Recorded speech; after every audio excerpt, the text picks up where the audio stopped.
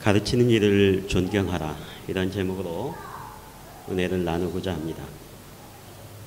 오늘 사도 바울은 에베소 교회에서 목회하고 있는 디모데에게 편지하면서 17절에 잘 다스리는 장로들을 배나 존경할 자로 알되 말씀과 가르침에 수고하는 이들에게는 더욱 그리할 것이니라, 이렇게 말씀합니다. 흔히 동서고금을 막론한다 그러는데, 옛날이나 지금 사람이나 살아가는 그러한 공동체와 사회에는 동일한 윤리와 또 행동 양식이 존재한다는 것입니다. 그래서 옛사람이나 오늘을 살아가는 사람이나 사람들이 멀리 떨어져 살아가는 그러한 사람들에게까지 공통적으로 사람들이 살아가는 그러한 공동체에는 대부분 진리나 모든 사람들이 지켜야 할 그러한 윤리는 공통되고 동일하다 하는 것을 우리에게 말씀합니다. 오늘 사도 바울은 이 믿음의 아들 디모데라고 표현하는 이 디모데에게 가르침에 수고하는 이들에게 배나 존경하라, 이렇게 말씀합니다. 여러분, 디모데전후서를 우리가 성경을 이렇게 분류할 때에 목회서신 이렇게 이야기를 합니다. 여러분 들어보셨어요? 목회서신 그렇게 이야기하는 것은 이 디모데 전후서에 보면 목양을 하는 데에 또 목회를 하는 데에 있어서 우리에게 중요한 교훈과 또 가르침에 대해서 잘 말씀하고 있다고 하는 것입니다. 그래서 오늘 이 디모데 전후서는 받는 그 서신의 당사자, 받는 사람이 디모데입니다. 그래서 오늘 말씀은 성도들에게 그렇게 권면한 것이 아니라 에베소 교회를 담당하고 있는 목회자였던 디모데에게 그것을 이야기하는 것입니다. 저는 그래서 이 17절의 말씀이 다시 읽혀졌어요. 잘 다스리는 장로들은 배나 존경할 자로 알고 또 말씀과 가르침에 수고하는 이들에게 더욱 그리하라, 이렇게 말씀하는 것을, 여러분 가르치는 자들을 잘 섬기십시오, 이것을 성도들에게 말씀한 것이 아니라 오늘 에베소 교회의 목회자였던 디모데에게 그것을 말씀하는 거예요. 이 말씀은 무엇이냐면 오늘 디모데가 에베소 교회의 성도들에게 꼭 가르쳐야 할 것이 있다는 거예요. 가르쳐야 할 것이 있고 또 그것들을 지켜야 할 그러한 것이 있습니다.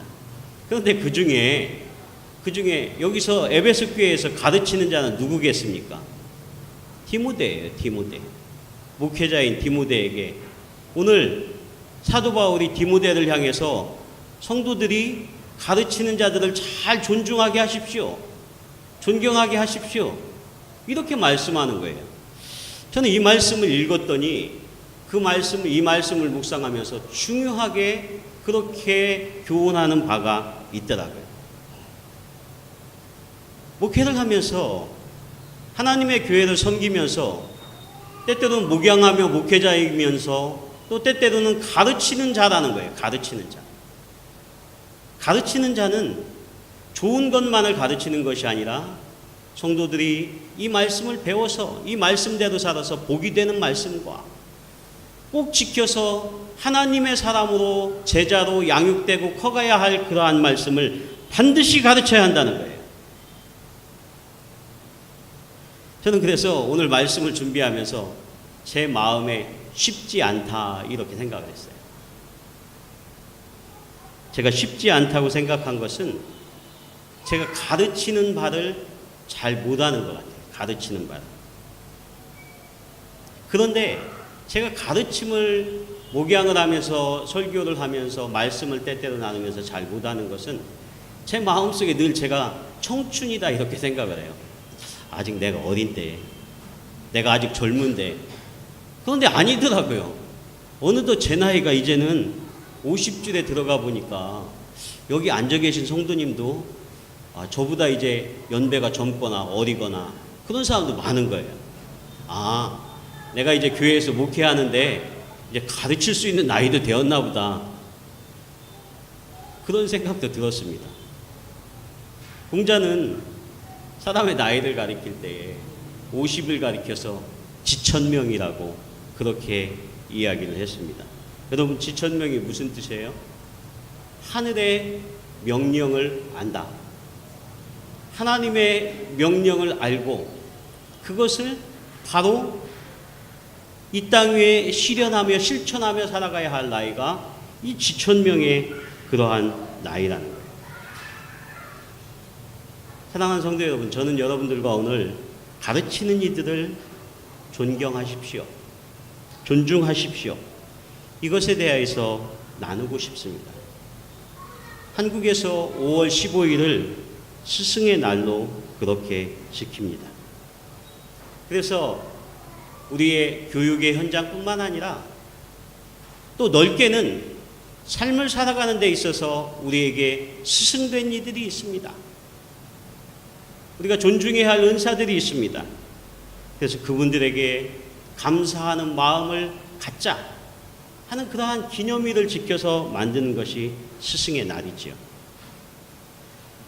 얼마 전 신문에 보니까 그런 기사가 있어요. 그 한국에 가면 옛 선생님, 찾고 싶은 선생님 있죠? 여러분 있으시죠? 없으시군요. 스승님, 선생님들을 찾고 싶어 하는 분들이 많아서 그래서 교육부에서 운영하는 그러한 프로그램 중에 은사를 찾아주는 그러한 웹사이트가 있어요. 은사를 찾아주는 그러한 프로그램. 그런데 이것을 만들어 놔서 많은 사람들이 옛 선생님을 찾아가서 감사를 표하고 혹시 전화를 하고 만나기를 원하는 그러한 프로그램에 원해서 그 웹사이트를 만들어 놨는데요. 그런데 막상 당사자인 선생님들이 자신은 그 프로그램에 노출되지 않았으면 좋겠습니다. 그래서 자기는 가려달라고 하는 선생님들이 의외로 많대요.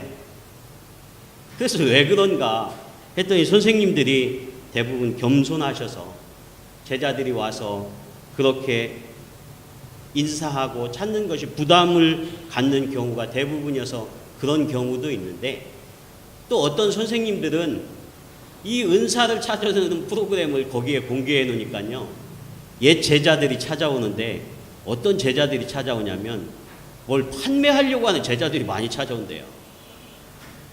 무슨 보험을 하는 제자들도 찾아오고요, 뭐 세일을 하는 그런 제자들도 찾아오고요. 선생님의 위치가 참 거절하기가 힘든 자리여서 그런 때에 참 곤란한 상황들을 많이 겪고, 실제적으로는 이 사제관계가 불편한 그러한 경우들을 겪어서 노출이 되지 않았으면 좋겠다 하는 그러한 이야기를, 그러한 기사를 쓰는 것을 보았습니다. 오늘 우리가 이 시대를 살아가면서 오늘 이 시대 우리의 사회의 그러한 현상들을 보면서 사람들은 교육의 위기다 이렇게 자주 이야기를 합니다. 우리의 공동체, 우리가 살아가고 있는 이 사회에 지금 교육이 부재되어서 위기라고 하는 것입니다. 성경의 말씀에 보면 마땅히 행할 길을 아이에게 가르치십시오. 그리하면 늙어도 그것이 떠나지 아니할 것입니다. 이렇게 말씀합니다. 마땅히 행해야 할 사람의 도리, 이 땅의 사회의 구성원으로 살아가야 할 그러한 도리를 우리의 아이들에게 반드시 가르쳐야만 합니다. 그래야만 그것이 장성한 성인이 되어서 또 늙어도 그것이 떠나지 않게 될 것입니다 하는 것을 말씀합니다. 그런데 이 교육을 제대로 받지 못한 아이들을 심리학적 용어로는 그래서 어른아이 뭐 이렇게 표현을 하잖아요. 성인아이라고 합니다. 몸은 성인이 되었어요. 지식은 많이 늘었어요. 그리고 사회적으로 존경받을 만한 위치에 있을 수도 있어요. 그런데 구성원들 속에 살아가는 그런 모습은 마치 아이 같은 그러한 모습, 제대로 살아가지 못하는 그러한 모습을 보이는 그러한 사람을 우리가 성인아이라고 그렇게 표현을 하잖아요. 저는 그래서 마땅히 행할 길을 아이에게 가르쳐야 하는데 저도 보면 잘 가르치지 못했다 하는 그러한 생각이 들더라고요. 특별히 우리의 자녀들에게, 우리의 아이들에게 가르쳐야 할 것들을 제대로 가르치지 못해서도 문제지만 저는 목회를 하고 목양을 하면서 성도님들이 신앙생활을 하는데 기본적인 그러한 도리, 기본적으로 꼭 해야 할 그러한 신앙의 원리들을 제대로 힘줘서 가르치지 못해서 기도하지 못하고 또 오늘 성도들이 주일 성수하지 못하고 전도하지 못하고 또 하나님 앞에 바른 헌금 생활도 하지 못하고 뭔가 성도들의 기본적인 도리들을 제대로 하지 못하는 것, 그것을 어렵지만 가르쳐야 할 것. 여러분 그렇게 믿습니까? 저는 그래서 오늘 이 디모데 전후서를 읽으면서 왜 사도 바울이 믿음의 아들 디모데에게 그렇게 말씀하셨을까? 우리가 알고 있듯이 디모데는 에베소 교회를 담당할 때 그의 나이가 많지 않았었는가 봅니다. 그래서 사도 바울은 그에게 권면하면서 내 연소함을 없인 여기지 않게 그렇게 하라고 그렇게 당부하고 있습니다. 오늘 마땅히 가르쳐야 할 그러한 위치에서 그것들을 잘 가르칠 수 있도록 모든 공동체와 성도들 사이에 존경받고 그러한 목양자의 위치, 목회자의 위치로서 바르게 서야 한다고 하는 것을 힘주어서 그렇게 말씀하고 있다고 하는 것입니다. 사랑하는 성도 여러분, 여러분들도 마찬가지일 것입니다. 여러분 가정에서 여러분들이 마땅히 행할 길을 마땅히 행해야 할 것을 여러분의 자녀들에게 가르치고 있습니까? 아멘이라고 대답하세요. 가르치고 있습니까? 아멘. 앞으로 그렇게 가르칠 것입니다. 제가 미국에서 이민 목회할 때요, 주로 이 미국의 교회들을 대부분 한국의 성도님들이 적기 때문에 교회를 빌려서 그렇게 예배를 많이 드립니다. 그래서 그 예배를 드린다 보면 어떤 때는 그 미국 교회 성도님들이 주인이고 우리가 그 밑에서 매번 빌려 쓰기 때문에 눈치를 살살 보는 것 같아요. 그 중에 가장 어려운 게 김치 먹는 거예요. 김치 먹는 거. 어떤 분은 폭탄이라고 그러더라고요. 폭탄 아닌데. 그래서 마지막 정리하고 다 청소하고 가면 그 방향제를 저희가 에어스프레이를 쫙 뿌려요. 그 냄새를 좀 제거하려고. 그런데 저는 이민교회 하면서 미국 성도님들이 이제 그만 한국교회 좀 나가주십시오. 가끔 그럴 때가 있어요. 안타깝죠. 예배드리다가 성도님들 사이에서 쫓겨나는 경우. 아마 미국을 경험하신 분들은 그걸 아실 거예요. 근데 저는 목사님들 속에서 말씀하실 때 김치 먹는 거 냄새나서 쫓겨났다 그런 얘기는 못 들어봤어요. 그런 거 가지고 미국의 성도님들이 불평하진 않아요. 근데 가장 많이 불평하고 가장 많이 힘들어하는 게 뭐냐면 어떤 때 좀 나가주십시오 하는 경우가 있는데 한국 성도님들은 아이들을 안 돌본다는 거예요. 아이들을 내버려 둔다는 거예요. 그래서 그게 문제가 돼서 그분들은 깜짝깜짝 놀래요. 아이들이 방치되는 걸, 그런 걸 볼 때마다. 그래서 그게 문제가 돼서 저는 가끔 목사님 중에 그래서 교회를 다른 데로 옮겨서 예배 드리게 됐다 하는 이야기를 들었습니다. 저는 미국에 사는 그러한 성도님들이, 미국에 사는 그러한 사람들이 그 사람들은 방임적이고 합리적이고 그래서 자유롭게 다 놔두는 줄 알았어요. 그랬더니 아니더라고요. 공동체 속에 질서 속에 있을 때에 아이들이 지켜야 할 것, 마땅히 행해야 할 것, 어른들과 함께 예배를 하면서도 어떠한 모습을 가져야 할 것, 이런 것들을 가르치더라고요. 그래서 그것을 잘 지키게 하는 거예요. 저는 요즘 우리 교회에서 이제 하늘의 유학교 사역을 하면서 우리 교회가 너무 중요한 사역을 잘 시작했다. 그렇게 생각을 합니다. 왜냐하면 우리의 어린 자녀들에게 어릴 때부터 말씀을 가르쳐야 하기 때문에. 그렇다고 해서 그곳에서 성경을 이렇게 해서 가르치지는 않습니다. 그런데 제가 요즘 유치원에 자주 가 있어요. 왜냐하면 뒤에서 보조교사도 제가 좀 도와줘야 할 일이 있어요. 미디어적인 거, 컴퓨터로 프린트하는 거, 일손이 좀 부족한 것 같아서 제가 시작하는 단계라 가서 이렇게 돌보다 보면 이제 선생님이 새로 오신 학부형에게 이렇게 면담을 하더라고요. 면담하는데 첫 번째 그 얘기를 하는 거예요.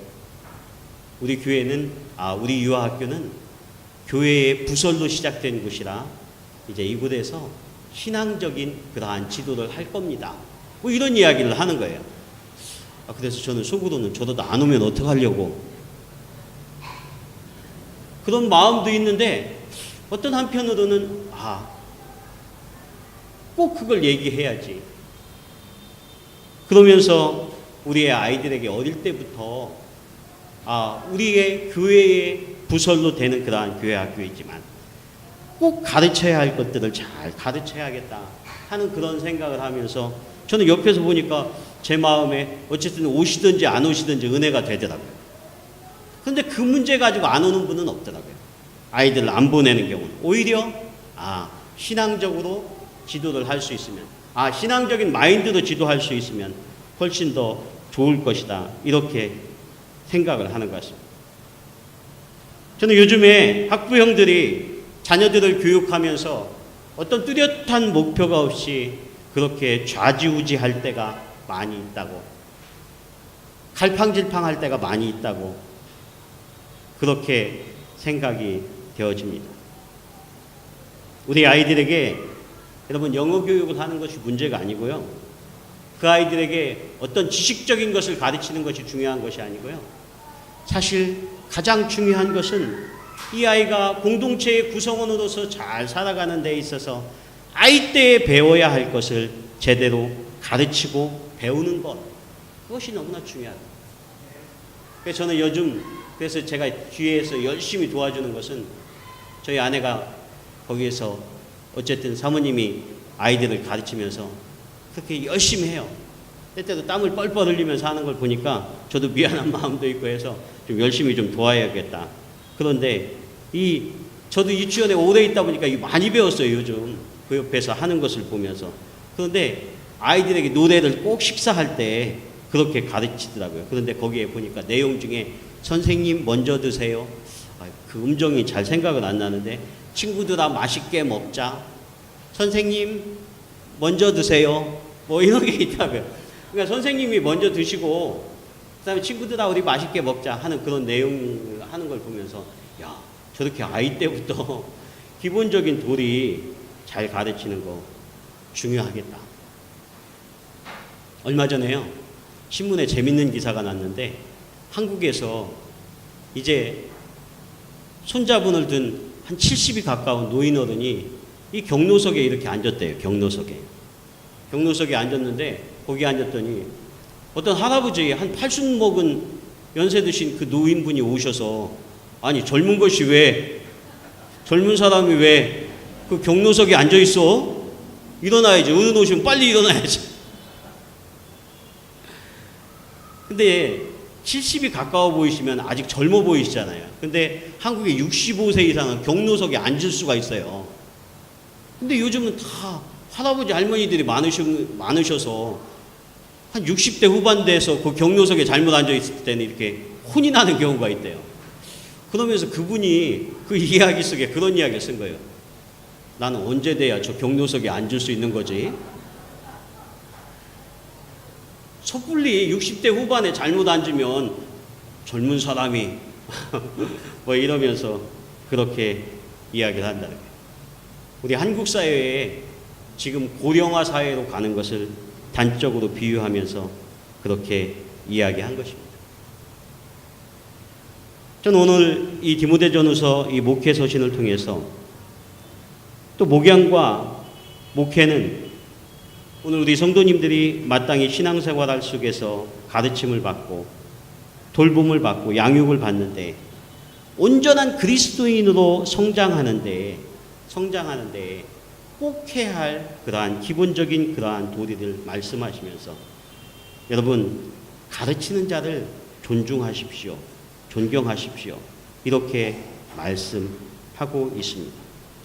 그것은 오늘 우리가 교회의 공동체 안에서부터 오늘의 교회가 질서가 필요하고 그것에 대한 존중하는 마음들 오늘 우리의 교회 속에 반드시 필요하다고 하는 것입니다.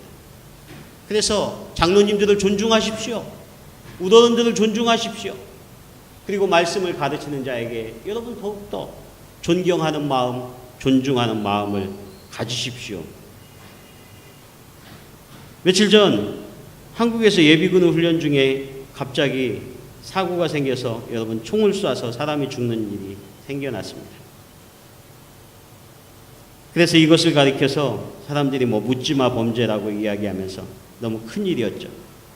이 청년은 오랫동안 자신이 죽어야겠다고 생각하는데 나만 죽을 것이 아니라 다른 사람도 죽이고 내가 죽어야겠다고 이렇게 생각을 했다는 거예요. 그래서 이러한 사회적인 병리 현상을 이야기하면서 그 범죄를 진단하면서 사이코패스라고 하는 그러한 말을 합니다. 이 사이코패스라는 것이 반사회적인 성격 장애자, 이 사회에 같이 살아갈 수 없는 그러한 충동적이고 자신의 성격을 조절하지 못하고 사람들에게 크나큰 피해를 입히는 그러한 사람들을 가리켜서 그렇게 이야기를 합니다. 그런데 이러한 반사회적인 그러한 현상들이 바로 오늘 우리에게 제대로 가르쳐야 할 것들이 오늘의 가정 안에서, 오늘의 학교 안에서, 오늘 우리의 신앙생활하는 이 공동체 아닌 이 교회 안에서 우리가 제대로 가르침을 받지 못하고 가르치는 것을 하지 않아서 오늘 이러한 일들이 있지 않았나 우리는 생각되어집니다. 말씀드렸듯이 5월 가정의 달 가운데 이 스승의 날이 있는데요. 이 스승의 날의 유래가 1958년도 충남에 있는 강경여자중고등학교라고 하는 그 청소년 적십자사에서 시작됐다고 합니다. 그곳에 대표했던 윤성란 씨를 비롯한 단원들이 병환 중에 계신 선생님들을 위문하고 또 퇴직하신 스승님들을 위로하기 위해서 은사의 날을 정해서 그 운동을 대대적으로 전개해 나갔는데 그때부터 은사의 날, 스승의 날이 5월 26일로 시작되었다고 해요. 그런데 이 날이 1965년이 되면서 우리 모든 민족의 스승과 같은 한글을 창제하신 세종대왕이 탄생한 날을 스승의 날로 정하자 해서 1965년도 5월 15일을 스승의 날로 그렇게 정했다고 합니다. 그래서 이 날을 기념하면서 그렇게 지키게 되었다고 해요. 그래서 선생님 되신 분, 또 우리가 스승 되었던 그러한 분을 존중하는 그러한 마음을 갖자고 하는 그러한 사회운동을 벌였다고 하는 것이죠. 유대인들의 사회에 있어서도 오랫동안 랍비가 있었습니다. 마가복음 9장 5절에 보면 베드로가 예수님께 고하되 랍비여 우리가 여기 있는 것이 좋사오니 우리가 초막셋을 짓되 하나는 주를 위하여 하나는 모세를 위하여 하나는 엘리야를 위하여 하사이다. 이렇게 말씀하면서 예수님을 호칭할 때 랍비여 우리가 여기에 있는 것이 좋습니다. 이렇게 예수님을 그렇게 부르고 있습니다. 요한복음 1장 37절의 말씀에 보면 두 제자가 그의 말을 듣고 예수님을 쫓거늘 예수님께서 돌이켜 그 쫓는 것을 보시고 물어 가라사대 무엇을 구하느냐 가로되 랍비여 어디 계시오니이까 하니 랍비는 번역하면 선생님이라 하는 그러한 뜻이다. 이렇게 말씀하고 있습니다. 예수님이 두 제자를 불렀을 때에 그 제자들이 따라오면서 예수님을 가리켜 부를 때에 랍비여 이렇게 불렀다는 것입니다. 그런데 그 랍비는 선생님이다 하는 그러한 뜻입니다. 그래서 이 랍비는 영어의 발음입니다. 영어로 랍비라고 하는 것. 히브리어로는 라본이라고 하는 그러한 것입니다. 라보니가 랍비예요. 그런데 히브리 사람들, 유대인들은 위대한 자, 또 흔히 내가 주인처럼 여기는 그러한 사람들을 부를 때, 종이 주인을 부를 때에 존경과 경외의 마음을 담아가지고 그렇게 부를 때 랍비여 이렇게 불렀다고 하는 것입니다. 예수님께서는 서기관들과 바리새인들을 꾸짖으실 때 그분을 둘러싼 사람들에게 랍비라 칭함받기를 좋아하지 말라 하면서 그 폐해에 대하여서도 그렇게 경고하셨습니다. 마태복음 23장의 말씀에 보면 이에 예수께서 무리와 제자들에게 말씀하여 가라사대 서기관과 바리새인들이 모세의 자리에 앉았으니 그러므로 무엇이든지 저희의 말하는 바는 행하고 지키되 저희의 행위는 본받지 말라 이렇게 말씀합니다. 예수님께서는 스스로 랍비라 칭하는 자리에 오르는 것을 좋아하지 말라고 이렇게 말씀하시는 것입니다. 저는 그래서 사실 오늘의 말씀을 묵상하면서 오늘 우리가 가르침을 받는 자에 대하여서 생각하면서 또 그를 존경하라 말씀하셨을 때에 저는 목회를 하며 목양을 하면서 오랫동안 이 가르치는 자의 위치에 있을 때에 예수님께서 바리새인과 서기관들에게 말씀하셨듯이 우리가 스스로 행할 수 없음에 따라서 다른 사람을 가르치는 것에 대하여서 늘 두렵고 떨리는 마음을 가지라고 하는 그 예수님의 경계의 말씀을 들었다고 하는 것입니다. 그런데 여러분 생각해 보십시오. 그러나 유대인의 사회는 원래 그들이 가지고 있던 그러한 사회 속에서 랍비라고 하는 뜻이 나의 주인이요, 나의 선생님이요. 그들은 온전히 그들에 대한 존중과 존경하는 마음을 그 사회 저변에 누구든지 다 갖고 있는 그러한 공동체며 그러한 사회였다고 하는 것입니다. 그래서 그러한 사회 속에서는 지나치게 권위주의를 갖는 것이 문제가 되어서 전혀 행하지는 않고 존경을 받는 그러한 사람들, 그러한 가르침 때문에 사회 전반에 그것에 대한 경계하는 마음들이 있었다고 하는 것입니다. 그래서 예수님께서 바리새인과 서기관들이 행함이 없이 사람들을 향해서 가르치는 것에 대하여서 그것을 경계하라 하는 그러한 말씀을 주신 것입니다. 원래 이 랍비라고 하는 것은 구약에서는 그렇게 자주 사용되어 있지 않습니다. 그러나 AD 70년 유대 전쟁이 있은 후에 이 유대인의 사회는 철저하게 성전 중심의 사회가 파괴되어졌습니다. 그 전까지 그들의 사회는 제사장 중심, 그들이 제사장이 성전에 와서 모든 성도들이 자신의 죄사함을 위하여서 제사를 드리며 예배와 제사의 그러한 중심 사회였습니다. 그런데 AD 70년에 그들이 유대 전쟁에서 패한 후 모두 뿔뿔이 흩어지게 됩니다. 성전이 없어지게 됩니다. 그러면서 그들에게 나타난 그러한 현상이 있는데 그들이 제사 중심의 그러한 사회에서 유대교가 그들이 랍비 중심에 가르치고 말씀을 배우는 그러한 공동체와 그러한 사회로 변모되었다고 하는 것입니다. 그래서 오늘날까지 랍비 유대교라고 하는 그러한 말이 있듯이 그들은 하나님의 말씀 토라를 가르치며 그것을 가르치고 지키는 그러한 존중하는 전통의 문화를 가지고 있는 것이 오늘날 유대 사회라고 하는 것입니다. 그래서 그러한 권위 속에서 우리들이 랍비와 선생님을 이해해야만 합니다. 우리가 잘 알고 있듯이 세계적으로 유대인들은 그들이 이루어 놓은 업적에 대하여서 오늘날 그들이 우리의 사회 속에서 이 땅 위에서 보여주는 그들의 업적은 우리가 다시 논할 필요가 없습니다. 그런데 그들이 이러한 찬란한 업적과 찬란한 사회들을 이 땅 위에 건설하고 만들어 놓은 것이 무엇이겠습니까? 그것은 바로 그들이 하나님 말씀 중심의 사회, 그리고 유대인의 공동체는 가르침과 배움이 실제적으로 살아있는 그러한 공동체라고 하는 것에 많은 사람들이 이견이 없다고 하는 것입니다.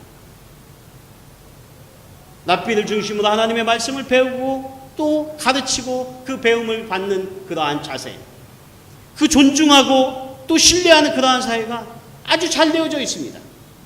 여러분 유대인 공동체를 방문해 보면 그런 것들을 많이 느낄 것입니다.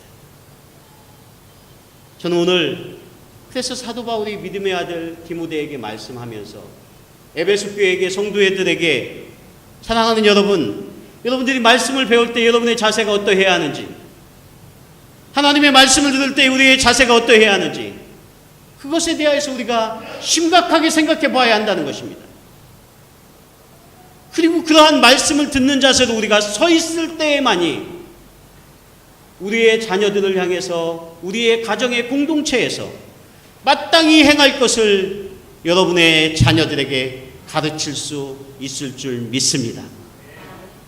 저는 왜 제가 가르치는데 주저주저하고 왜 그랬었는가? 바리새인들과 서기관들의 공동체 속에, 권위 속에 빠져서 하나님의 말씀대로 살지고 있지 못하여서, 그것이 내가 가르치는 자로서의 그러한 자리에 설 수 없다고 하는 그러한 자책으로 인해서 하나님이 우리에게 주신 그러한 명령에 대해서 제대로 순종하지 못한 것은 아니었는가? 그것에 대해서 다시 한번 깊이 묵상하며 생각해 보게 되었다고 하는 것입니다. 우리가 가르치는 자를 존중해야 합니다. 그리고 우리가 가르치는 자로서 우리의 가정 속에서 존중받는 그러한 위치에 서야 할 줄 믿습니다.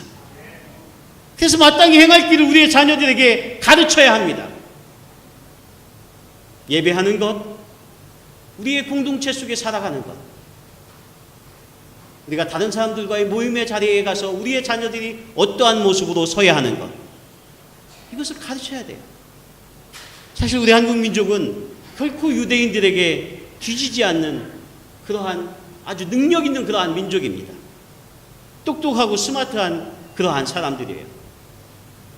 그래서 한국 사회에서 지도자 하는 거 참 어렵다고 그렇게 많이 이야기를 합니다. 왜냐하면 모든 사람들이 다 스마트하고 다 잘 압니다. 제가 미국에서 살 때요, 마이애미에서 가끔 캘리포니아를 이렇게 비행기를 타고 움직일 일이 있습니다. 저는 아주 미국의 저 남쪽 끝에서 살았는데 한국 사람들이 많이 사는 그 LA에서 가끔 회의가 있을 때가 있어요. 그래서 비행기를 타고 가면 몇 시간이 걸리냐면 거의 6시간이 걸려요. 땅으로만 미국이 6시간을 가더라고요. 저는 그러면서 생각한 것이, 야, 미국이란 나라는 이렇게 넓은 나라야. 땅으로만 실제로 6시간을 가요. 우리가 거의 한국에 가는 것처럼. 우리 한국은 서울과 부산 요즘 4시간이면 가잖아요. KTX는 훨씬 더 짧잖아요. 이렇게 작은 땅덩어리에 5천만이나 되는 그러한 인구가 살고 있습니다. 차원도 아무것도 없어요. 우리가 헤쳐나가야 할 곳이 결코 쉽지 않은 것이 사실입니다. 그럼에도 불구하고 우리는 자랑스럽게 세계 교역량 10위권 안에, 지금 정확하게 10위에 들어가 있는지 한 11위, 12위에 하는지 제가 찾아보진 않았지만 거의 우리가 10위권이라고 이렇게 이야기를 하잖아요. 그 작은 나라에서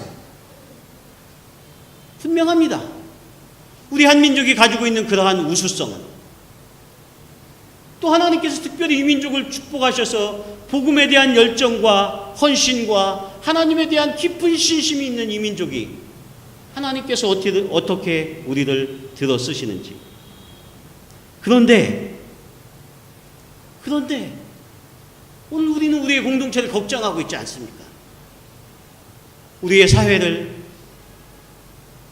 우리가 살아가고 있는 이 가정을, 오늘 우리의 교회의 공동체를 우리는 마음 한편에서 걱정하고 있습니다. 우리의 자녀들이 배움이 적어서가 아닙니다. 학업 역량에 있어서도 세계에서 가장 앞서는 그러한 민족. 그럼에도 불구하고 우리는 이 교육에 대해서 걱정하는 것은 우리가 지식이 부족한 것이 아니라 우리의 공동체에서 하나님의 말씀 그대로 마땅히 행해야 할 도리들, 그리고 이 작은 나라에서 서로 경쟁하다 보니까 서로를 위해 배려하고 존중하며 정말 사람답게 사람들 사이에 세워져 나가는 것이 얼마 전부터 우리의 공동체 사회에 좀 부족한 것이 아닌가, 이것을 염려하는 것이 아닌가 생각합니다. 여러분, 오늘 이 예배를 드리면서 특별히 여러분, 우리가 스승에 대하여서 다시 한번 잘 생각할 수 있기를 바랍니다. 선생님이며 어른이며 우리의 선배며 지도자며 인도자며 그분이 그 위치에 서서 마땅히 우리에게 그 말씀들을 가르칠 때에 우리가 하나님의 말씀을 배울 때는 아멘하고 순종하고 배우듯이 네, 그렇습니다. 마음으로 받아들일 수 있는 그러한 인격과 자세가 오늘 우리에게 반드시 필요한 줄 믿습니다. 선생님을 존중하는 그러한 것, 그 권위를 인정해 드리는 것, 그것이 반드시 필요합니다. 그리고 사랑하는 여러분, 여러분들이 성도들의 그러한 위치라고 한다면, 성도님들의 위치라고 한다면 여러분 교회에서 목회자를 존중할 수 있기를 축원합니다. 저는 예전에 제가 신앙생활 할 때에는 가끔 부흥회를 했어요. 부흥회를 하면 꼭 부흥강사 목사님들이 강조하는 것이 있어요. 근데 그 중에 하나가 여러분 목회자를 잘 섬기십시오. 목회자에게 잘하십시오. 그런 것을 꼭 가르치더라고요. 저는 왜 그러는지 모르겠어요. 그걸 잘 이해가 안 됐어요. 근데 부흥강사 목사님이 강단에 오셔서 성도님들 사이에서 그 교회에서 가르치는 자들을 존중하십시오. 잘 섬기십시오. 그런 이야기를 왜 가르쳐야 하는지 제가 오늘 말씀을 읽으면서 깊이 깨달은 바가 있습니다. 그래서 제가 처음에 오늘 말씀을 준비하면서 주저주저 했다는 거예요. 목회자를 잘 존중하라는 것이 여러분들 저를 좀 잘 섬겨주십시오. 그런 말인 것 같아서. 저와 생활해 보신 분들은 아마 저를 아실 겁니다. 저는 그렇게 권위가 많은 사람이 아니에요. 우리 성도님 사이에 제 생활의 모습이 제가 먼저 대접받기를 원하는 그러한 성품이 아닙니다.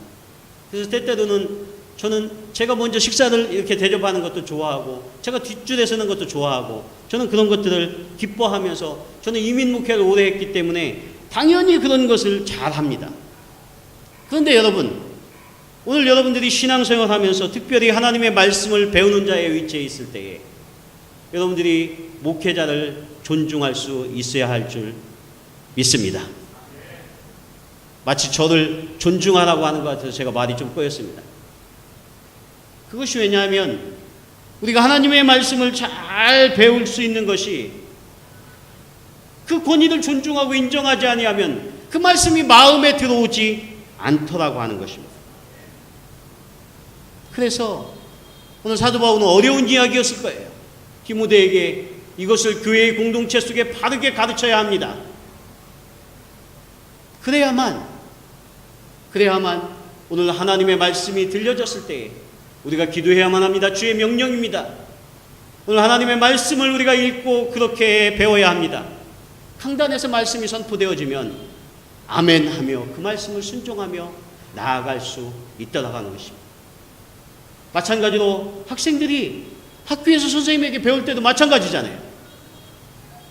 선생님을 존중하고 그 말씀이 존경이 되어서 그 말씀을 받아들이려고 하는 그러한 자세가 되어 있지 않는다면 학교에서 잘 배울 수 없잖아요.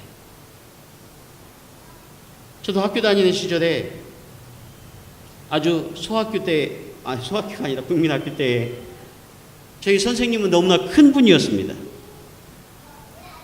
저도 초등학교 국민학교 다니던 것이 수십 년 전인데 저는 지금도 그 기억나는 에피소드가 하나 있어요. 그게 뭐냐면 선생님한테 예쁨을 받고 싶어서 예전에는 그랬잖아요.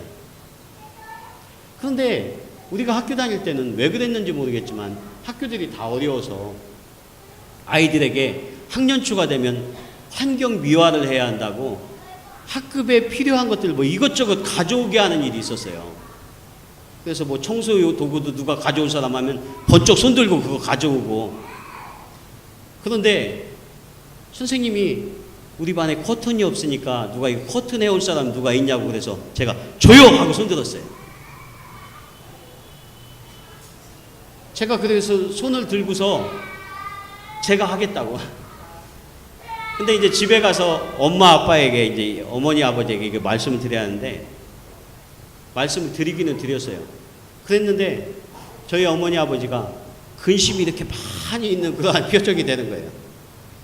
저희가 그 전에 학교 다닐 때는 다 어려웠어요. 그래서 저희 집도 쉽지 않았어요. 그런데 철도 없는 것이 거기서 번쩍 손들면서 그렇게 대답을 했으니까. 근데 그 마음에, 제 마음에는 어떻게 하면 선생님에게 예쁨을 받지? 그런 마음이 있는 거예요. 그래서 그러한 마음 때문에 선뜻 그렇게 했던 경우가 있어요. 여러분 학교 다닐 때 보면 그렇잖아요. 보면 공부를 잘하는 애들은 보면 선생님과 늘 가까이 있어요. 또 이렇게 관계를 잘해요. 물론 이게 꼭 맞는 답인지 모르겠습니다. 마찬가지로 여러분들이 오늘 교회에서 여러분들의 신앙생활이 성장하고 여러분들의 신앙이 잘 자라기 위해서는 여러분들이 교회의 중심으로 잘 들어와야 할 줄 믿습니다. 그리고 목회자를 사랑해야 돼요. 그리고 존경해야 할 줄 믿습니다. 아멘입니다. 그러면 그것을 하나님께서 기뻐하시면서 우리들의 신앙이 성장하는 데 큰 보탬과 도움이 된다고 하는 것입니다. 저는 오늘 말씀을 전하면서 어쩜 이것이 잘못된 그러한 곳으로 나아갔다 이렇게 생각할 수도 있습니다. 그러나 여러분 중요한 것은 우리의 마음에 그 권위에 존중하는 마음이 있어야만 우리에게 성장이 있다고 하는 것입니다. 그래서 여러분들이 마땅히 행할 길을 여러분들의 자녀들에게 잘 가르치십시오. 그래서 우리의 공동체가 스승을 존경하고 마땅히 행할 일을 가르치면서 참으로 하나님이 기뻐하시는 그러한 아름다운 모습으로 변화되어 가는 그러한 모습이 있었으면 좋겠습니다.